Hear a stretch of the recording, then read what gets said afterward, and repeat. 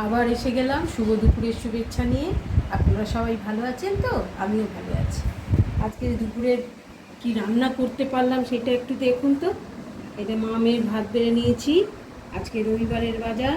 আপনাদের দাদাভাই অফিস থালাটা একটু এদিকে অফিস যায়নি, ছিমছামের ওপর রান্না করেছি। আজকে ছুটি আছে। ছুটি আছে, ওই জন্য ছিমছামের ওপর রান্না করেছি। এই যে মাছের ডিমের বড়া একটু ভেজেছি, আর ওই কালকের যে এটা ছিল কচুরলতিটা, আজকে আবার ওটাকে কালকে মুখে লাগছিল, ওই জন্য আজকে আবার ওটাকে গরম করার সময় একটু লেবু দিয়ে দিয়েছি। আর এদিকে লাল শাক ভেজেছি, আর এদিকে পমফ্রেট মাছের ঝাল করেছি একটু আলু দিয়ে। আলু দিয়েছি। আলু দিয়ে করেছি। এই যে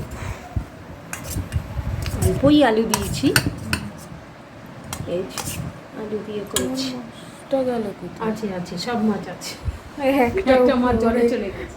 একটা মাছ উপরে উঠে গেছে, আর একটা মাছ কোথায় গেল? নিচে আছে।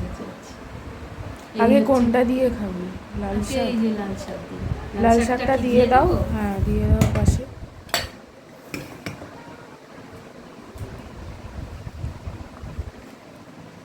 এমনি ভাজা করেছো?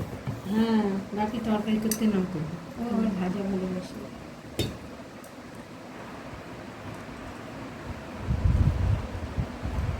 আর এদিকে সালাড কেটেছি, পেঁয়াজ আর শশা দিয়ে একটু আজকে নুন আর দিয়েছি লেবু। মাছের ঝালটা ওইদিকে চলে গেছে। ও সব চলে আসবে খাওয়ার সময়। বড়াটা কিসের সাথে খাবে? বড়া ভাজাটা সবার সাথে, নাহলে আলাদা খাস খাবে। পাঁচটা হয়েছে,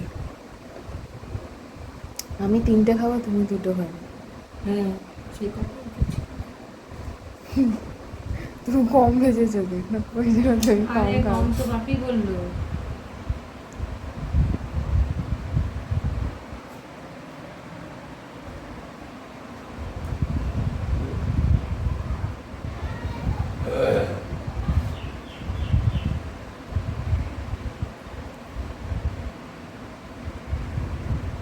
তুমি লাল শাক দিয়ে একটুখানি খেয়ে দাও।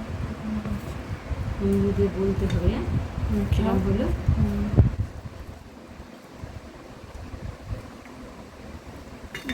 একদম নিজেই বলি ভালো, খুব সুন্দর হয়েছে, একটু মিষ্টি মিষ্টি হয়েছে।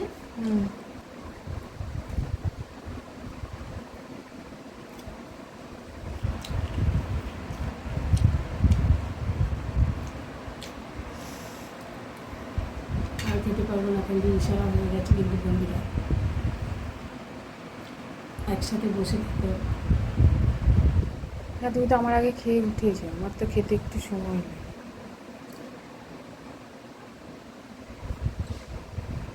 ঠিক আছে, আজ তাহলে রাখছি, আসবো আবার একটা নতুন ভিডিও নিয়ে। আপনারা সঙ্গে থাকবেন, সাথে থাকবেন। সবাইকে দুপুরের টাটা, আর সবাই ভালো থাকবেন।